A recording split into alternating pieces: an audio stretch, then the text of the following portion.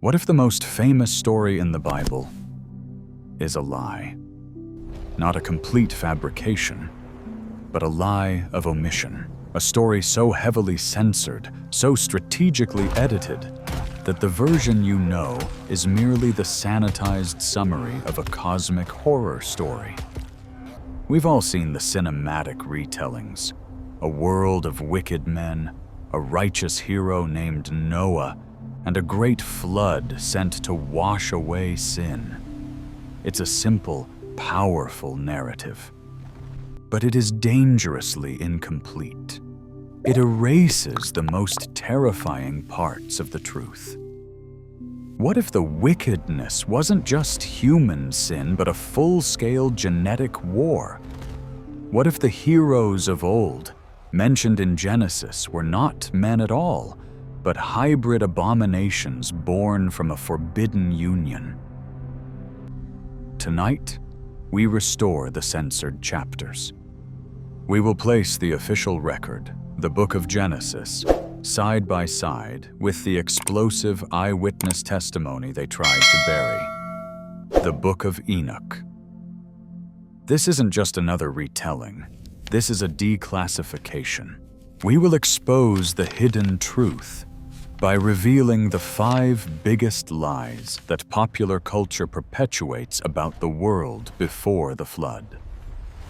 Prepare yourself, because the real story is far darker and far more relevant to our world today than you have ever been told. The first sign of a censored story isn't what's in it. It's what's missing. It's the questions it refuses to answer, the logical paradoxes it forces you to ignore. Before we open a single forbidden text, we must first examine the official record of Genesis as a crime scene and acknowledge the glaring holes in the official story. Holes that many of you have rightly questioned for years. Let's open the first unsolved case, the paradox of Cain's wife. The narrative is simple. Adam and Eve have 2 sons, Cain and Abel. Cain murders his brother. What is that? As punishment, God banishes him to wander the earth. But listen to Cain's panicked response. I will be a restless wanderer on the earth, and whoever finds me will kill me. Whoever? Who else was there? And the mystery deepens just verses later when Cain arrives in the land of Nod and he takes a wife. Where did she come from? Where did the entire civilization that Cain was afraid of come from, if Adam's family were the only people on Earth? The official story provides no answer. It's a gaping plot hole, a fingerprint at a crime scene where there should have been no one else to leave it. Next, we have the most significant paradox of all, the impossible return of the giants. The Great Flood was a total reset, a divine sterilization of a corrupted world. Genesis is emphatic that all life on land, outside of Noah's Ark, was destroyed. Yet, centuries later, in the Book of Numbers, when Moses' spies enter Canaan, they report with terror that they saw the Nephilim there. How? Did God's plan fail? Was the flood not as global as we were told? Or did something, or someone, smuggle the corrupted DNA through the waters of judgment? The official story is silent. It presents a glaring contradiction without a single word of explanation. And finally, there are the practical questions about the Ark itself. How did carnivores survive for a year without eating the other animals? What did they eat? And just as the ancient How was the waste from prophecy thousands of foretold, creatures managed in an enclosed space? These aren't questions of disbelief. They are questions of logic. These aren't flaws in the Bible. They are proof that we are not reading the full story. They are the blacked-out, redacted lines in a declassified document, intentionally left blank. And they all point to a much larger, more complex truth that was hidden from view. To find the answers, we must first look closer at the clues the censors left behind in the official text. The clues to solving these paradoxes were not entirely erased. They were hidden in plain sight, embedded within the official text of Genesis, like fragments of a foreign object in a wound. The gatekeepers of history may have cut out the main story, but they couldn't remove all the traces. To find them, we must perform a forensic analysis of the most controversial 4 verses in the entire Old Testament. Genesis chapter 6, verses 1 through 4. The report begins. The sons of God saw that the daughters of men were beautiful, and they took as their wives any they chose. Immediately, we are confronted with a coded term, the sons of God. For centuries, theologians have debated this phrase. Some, hoping to downplay the cosmic horror, suggest it simply refers to the righteous men from the line of Seth, marrying the unrighteous women from the line of Cain. A simple story of moral compromise. But the ancient world understood it differently. The original Hebrew, Bi'at Ne Han Lohim, was almost universally interpreted by early Jewish and Christian scholars to mean one thing: angelic beings, divine entities from the heavenly court. This wasn't a story of good men marrying bad women. This was the opening statement in the indictment of a cosmic crime. A hostile, interdimensional breach. The report continues, naming the offspring of this union. The Nephilim were on the earth in those days. Again, translation has been used to soften the blow.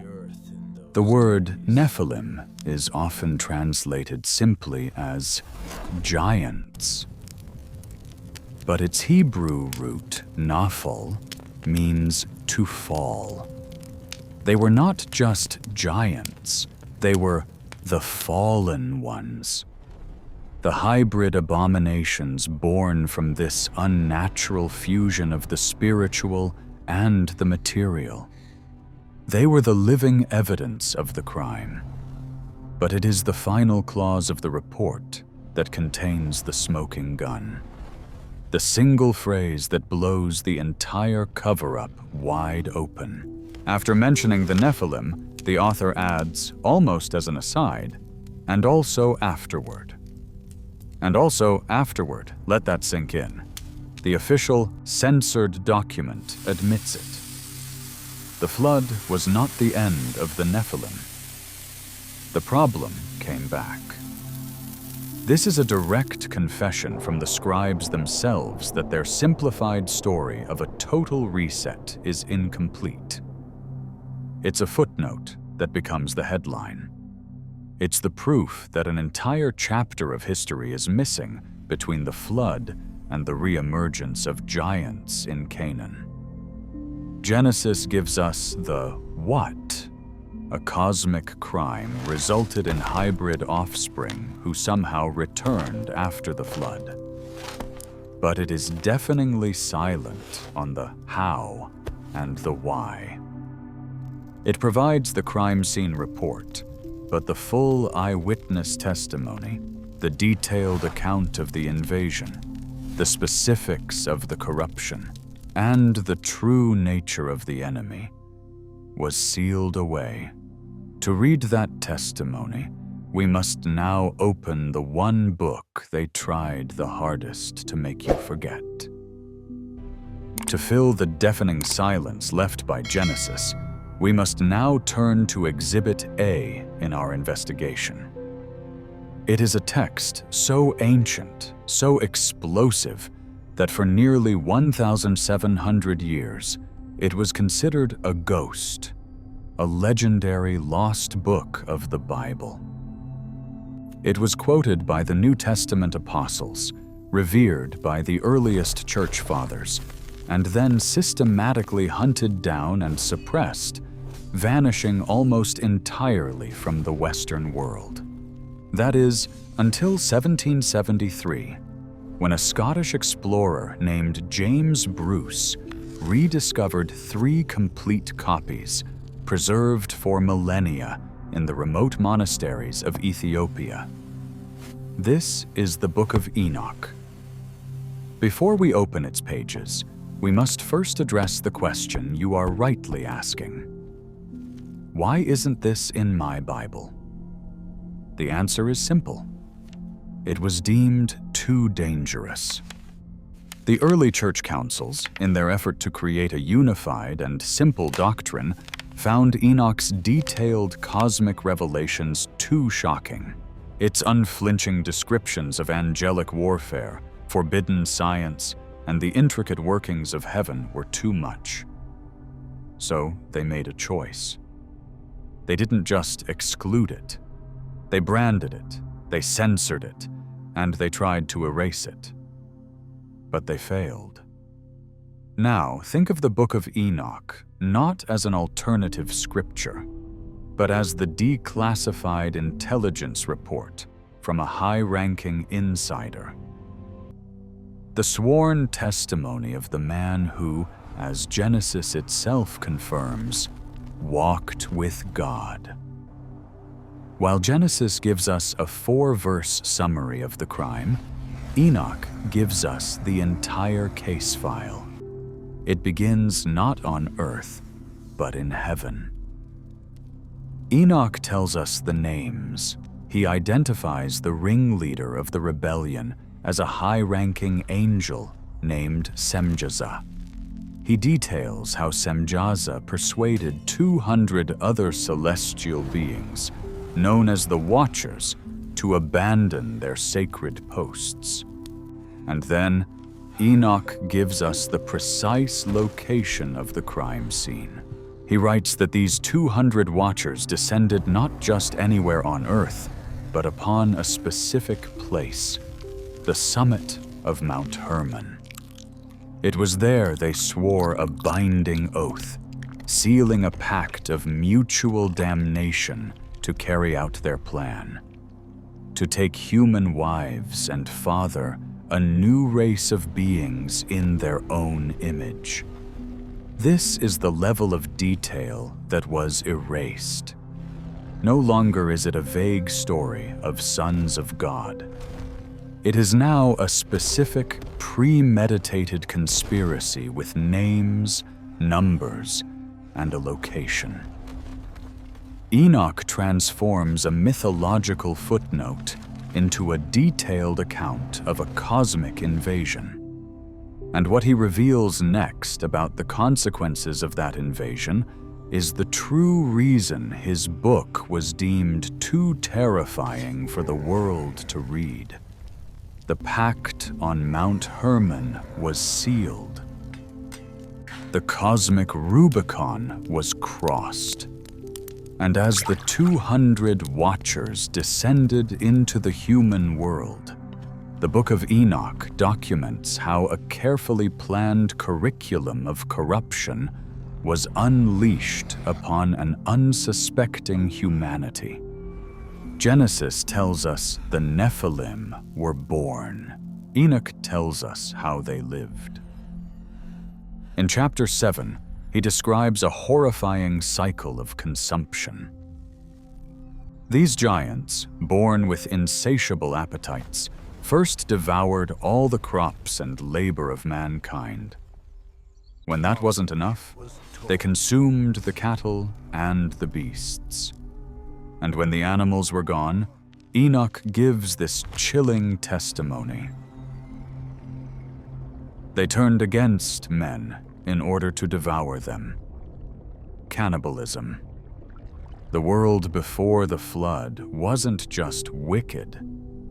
It was a predatory ecosystem where humanity was no longer at the top of the food chain. The Nephilim were not just giants. They were a plague, but the physical destruction was only one part of the invasion.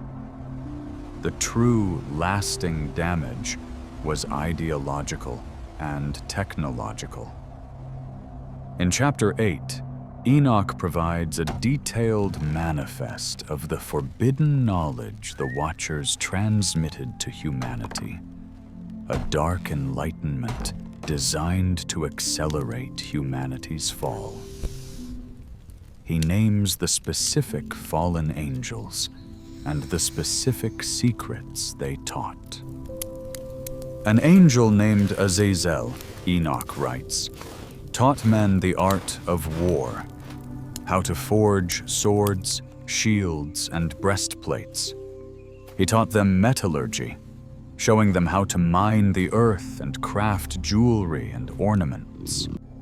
Crucially, he also taught the women the arts of deception, the making of cosmetics, the coloring of eyelids, and the use of enchantments.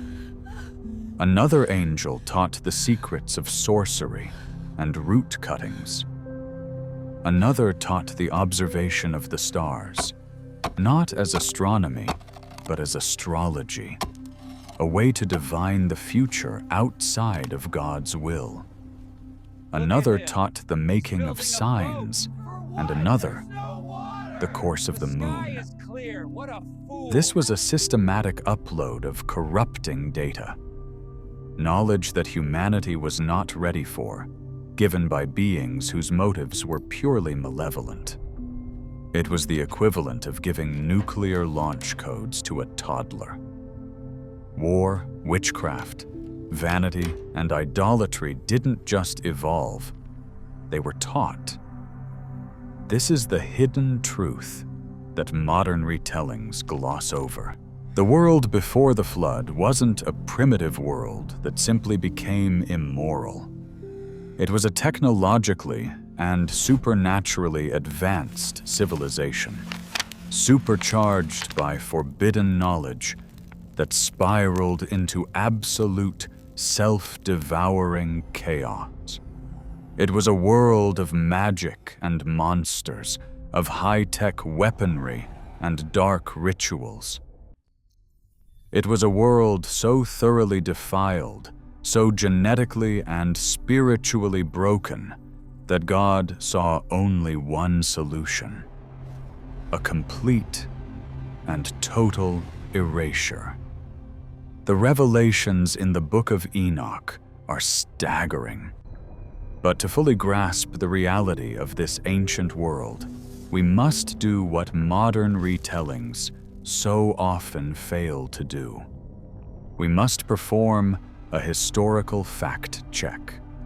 To restore a story that has been erased, we must be relentlessly committed to accuracy, not just in the texts we read, but in the world we visualize. This brings us to a critical point of contention that many of you have rightly raised about popular depictions of this era. The first, and most glaring, is the historical whitewashing of the characters. Let us be perfectly clear. The events of Genesis did not unfold in medieval Europe. The cradle of civilization was Mesopotamia, the Fertile Crescent, what we now call the Middle East. Adam, Eve, Noah, and all the earliest figures of humanity were not fair-skinned Caucasians. Based on the geography and what anthropology tells us about the earliest human populations in that region, they would have been people of color, dark-skinned, Middle Eastern, or African in appearance. The popular image of a white Adam and Eve is a product of European Renaissance art, a cultural projection, not a historical reality. Acknowledging this isn't about politics. It's about respecting the truth of the story's origin. The second detail that is consistently misrepresented is the state of Adam and Eve before the fall. In their innocence, the Bible is clear. They were naked, and they were not ashamed. This wasn't just a physical description. It was a spiritual one. They were clothed in a state of pure communion with God, unaware of sin, guilt, or the need to hide. Depicting them with clothes before they eat the forbidden fruit, as many stories do, is not just a minor artistic liberty. It fundamentally misunderstands and erases the very essence of what was lost in the fall, their state of perfect, unveiled innocence. Finally, there are the countless smaller details that are often altered for cinematic effect. The Bible names the ark was made of gopher wood, not cypress. It states that rain had never fallen on the earth before the flood, making Noah's task seem even more insane to his contemporaries. And it names Adam and Eve's third son as Seth, not 7. Why do these details matter? Because a commitment to the truth must be absolute. If we are willing to overlook the small, verifiable inaccuracies, we lose the authority to speak on the larger, more profound hidden truths. By correcting the record, by stripping away centuries of artistic and cultural bias, we are not just telling the story. We are, for the first time for many, revealing the story as it was actually recorded, in its true historical context. If the Book of Enoch is the declassified field report from an agent on the ground, then our next piece of evidence, Exhibit B, is the classified legal briefing from the highest echelons of heaven itself. It is a text even more obscure and, in some ways, more radical than Enoch.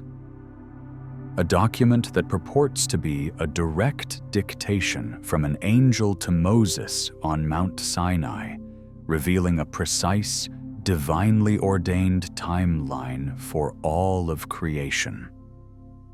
This is the Book of Jubilees, often called the Little Genesis, or the Forgotten Genesis. While Enoch focuses on the actions of the Watchers and the chaos they unleashed, Jubilees focuses on the motive. It reveals the overarching cosmic strategy behind the corruption. Jubilees presents history not as a series of random events, but as a meticulously planned war over bloodlines and calendars, a war to control time and genetics. The book confirms Enoch's account of the fallen angels and the birth of the Nephilim, but it frames this event not as a simple act of lust, but as a calculated military move. Jubilees chapter 5 states that the giants filled the earth with fornication and uncleanness and sin and transgression. The goal, as Jubilees makes clear, was to defile the human genetic code so completely that the pure lineage required for the promised Messiah could never come to pass. This is why Jubilees is so obsessed with genealogies, meticulously naming the forgotten wives and daughters that Genesis omits. It understands that the key to this genetic war wasn't just about creating giant male warriors to trample the earth. The ultimate success of the plan depended on creating a self-replicating population. It required monstrous mothers, The creation of the giantesses, therefore, was not a random byproduct. It was the entire point of the operation. Furthermore, Jubilees reveals a second front in this war: the control of time itself. The book outlines a 364-day solar calendar, which it claims is the true divine calendar of God. It condemns the lunar calendars adopted by mankind as a deception, a way to make humanity fall out of sync with God's appointed times for worship and sacrifice. When you combine the revelations of Jubilees with Enoch, the hidden truth becomes terrifyingly clear. The world before the flood was not just a world of sin. It was a world under a coordinated multi-front attack, a genetic war to corrupt humanity's bloodline, and a calendrical war to corrupt humanity's worship. This was a sophisticated, systematic plan to erase the image of God from creation, and it came terrifyingly close to succeeding. And so, with the evidence from Genesis, the eyewitness testimony from the Book of Enoch, and the cosmic legal briefing from the Book of Jubilees, we can now return to one of the coldest cases in biblical history: the post-flood paradox. How did the giants return? The Great Flood was supposed to be the ultimate solution, a complete sterilization of the corrupted genetic code. Genesis tells us 8 people survived on the ark: Noah, his wife, his 3 sons, and their wives. And the scripture is clear. Noah himself was perfect in his generations. His personal bloodline was pure. This is where the official story hits a brick wall. If the only surviving male bloodlines were pure, how could the Nephilim gene reappear with such specificity and ferocity in the land of Canaan just a few generations later? Popular theories suggest a second, unrecorded invasion of fallen angels. But this feels like a weak explanation. It would imply that God's dramatic, world-altering solution of the flood was almost immediately rendered ineffective. It turns the Great Deluge into a temporary fix rather than a definitive judgment. But the ancient texts we have unsealed offer a far more chilling and logically consistent explanation. The answer doesn't lie with the men on the ark. It lies with the women. While the Bible vouches for Noah's pure lineage, it is ominously silent about the ancestry of his 3 daughters-in-law. They are the great unknown variable in the equation of the New World.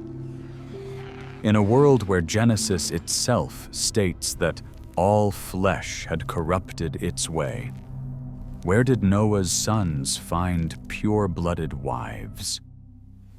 This is where the puzzle pieces snap together. Let's follow the evidence trail. The giants reappear in the land of Canaan. Who are the Canaanites descended from? From Canaan. And who was Canaan's father? Ham, one of Noah's 3 sons.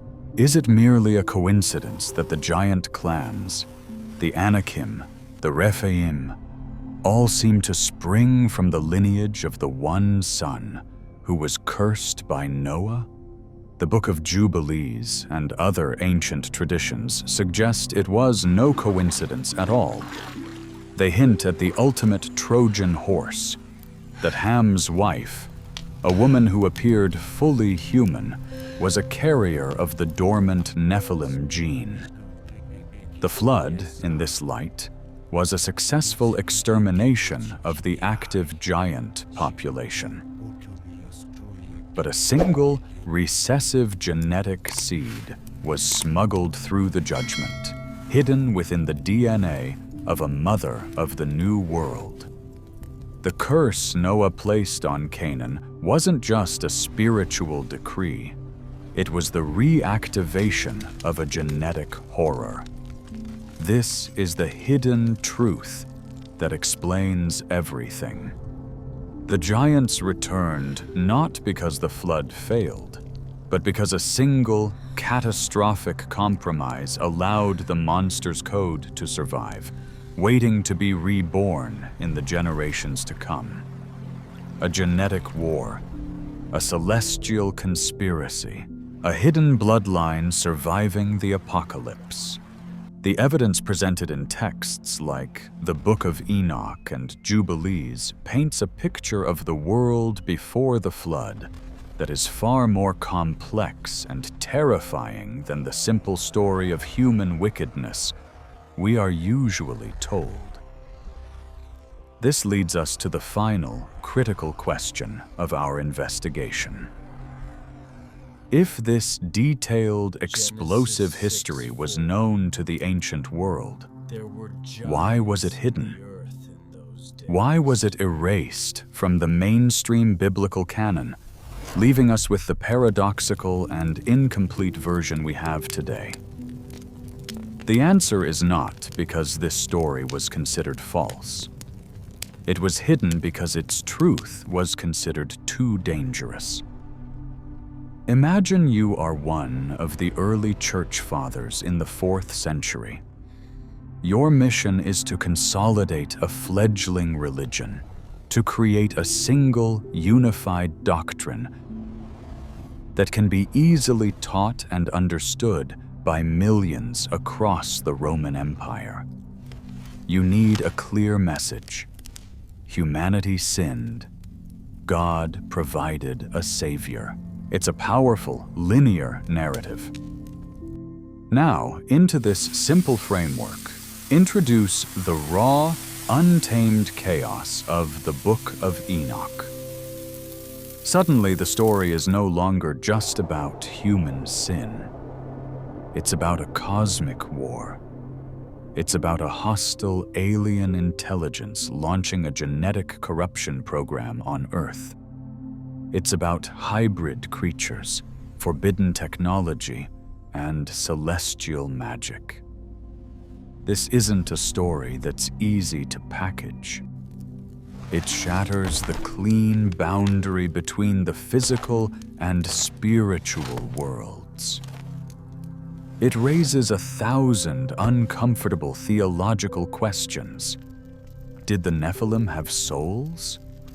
Was God's creation so easily hijacked? Why was a plan this malevolent allowed to proceed? The gatekeepers of doctrine faced a choice. They could present the world with this wild, complex, and potentially faith-shaking cosmic horror story, or they could present a simplified, morally focused narrative that was easier to control. They chose control. By branding texts like Enoch as apocrypha, meaning hidden away, they weren't necessarily calling them lies. They were labeling them as advanced material, too potent and too complex for the general public. They created a two-tiered system of knowledge. The simple story for the masses in Genesis, and the complex, messy truth for the initiated, hidden away in the censored books. The hidden truth was not destroyed. It was classified. It was deemed a reality too wild to be managed and too terrifying for the average believer to confront.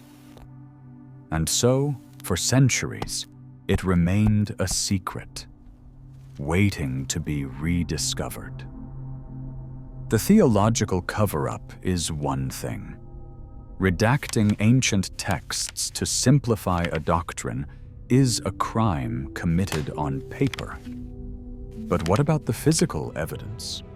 If a race of giants truly walked the earth not once, but twice, there should be proof left in the very soil beneath our feet.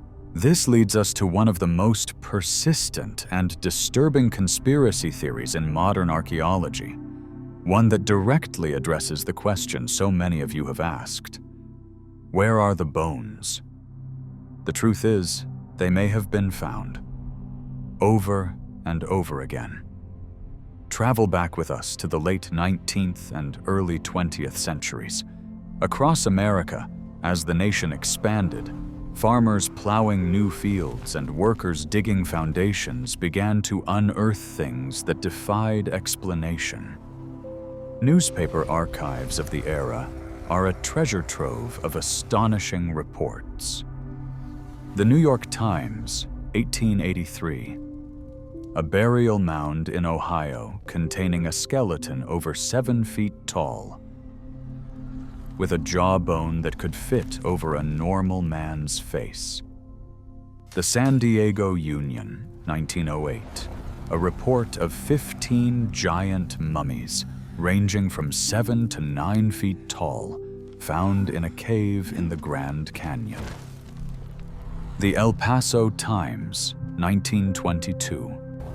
The discovery of a tomb containing skeletons measuring not less than 10 to 12 feet in length. The pattern of these reports is remarkably consistent. Skeletons of immense size, often with anomalous features like double rows of teeth or elongated skulls, discovered in ancient burial mounds. And the pattern of what happened next is even more consistent. In nearly every case, the story ends the same way. A representative from a major institution, most often the prestigious Smithsonian Institution, would arrive to take possession of the remains for further study.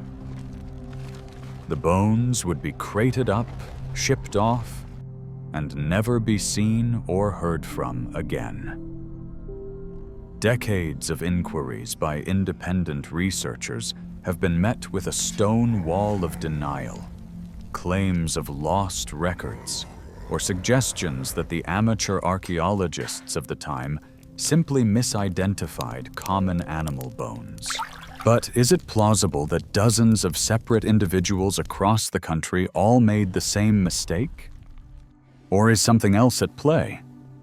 Critics allege that these institutions, built upon the foundation of Darwin's theory of gradual evolution, were faced with physical evidence that threatened to shatter their entire paradigm. The existence of a distinct, powerful, and anatomically different race of beings didn't fit the neat, linear model of human development. It pointed to a radical intervention, a genetic anomaly, precisely as the stories in Genesis and the Book of Enoch describe. Was this a deliberate, systematic campaign to erase any physical evidence that validated the ancient texts? A conspiracy to bury the bones and protect a scientific doctrine? We are left with a mountain of documented discoveries, and an equally large mountain of institutional denial. The physical traces of the giants, it seems, were censored just as thoroughly as the texts that described them. So, we have declassified a censored history. We have exposed the lies of omission, walked through the evidence from Genesis and the Book of Enoch, and uncovered a potential conspiracy to hide the very bones of the giants. But this is not just an intellectual exercise. It is a warning. The reason this hidden truth is so critical for us to understand today is because of the haunting prophecy uttered by Jesus himself. When asked about the end of the age, he gave a chillingly specific answer. As it was in the days of Noah, so it will be at the coming of the Son of Man.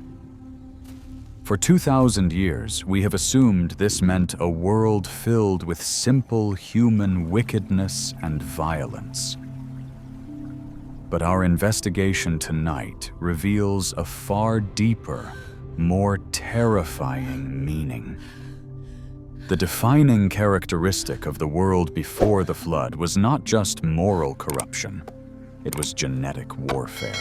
It was the systematic defilement of God's creation, the blurring of the sacred lines between the human and the non-human, orchestrated by a hostile, non-human intelligence. Now, look at the world around you. The same war is being fought again, not with giants of flesh, but with tools of science. In laboratories around the globe, scientists wielding CRISPR technology are now editing the human genome, acting as the new sons of God, rewriting the very code of life. Tech visionaries openly push for a future of transhumanism, seeking to merge our biology with machines to transcend our humanity. They promise us godhood, the same lie whispered in the Garden of Eden. And in the digital ether, we are birthing artificial intelligences, creating powerful, non-human minds whose ultimate trajectory is unknown and uncontrollable. The demonic strategy has not changed. It has only upgraded its technology. The goal remains the same as it was in the days of Noah: to corrupt, to hybridize, and to erase the image of God from His creation so thoroughly that the original can no longer be recognized. The days of Noah are not a distant fairy tale. They are a blueprint, and the signs are all around us that we are living in them once again. Tonight, we embarked on a forensic investigation. We didn't just retell a story, we declassified a history.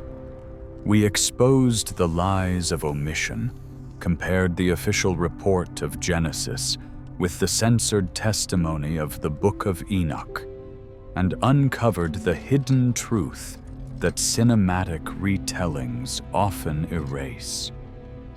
We have answered the paradoxes and filled in the blanks.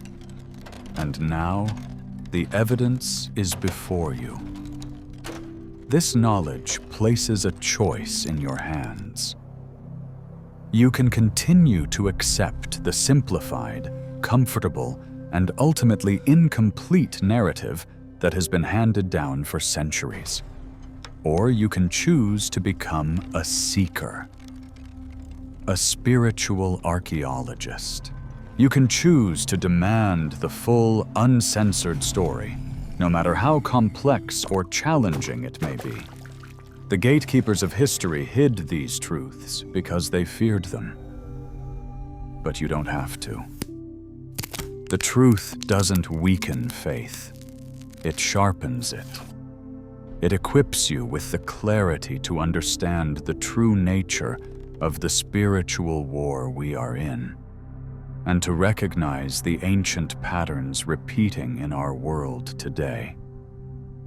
If you believe that truth in its entirety is worth pursuing, then we invite you to join our fellowship of seekers. Subscribe to this channel and become part of our ongoing investigation into the mysteries that have been hidden from view.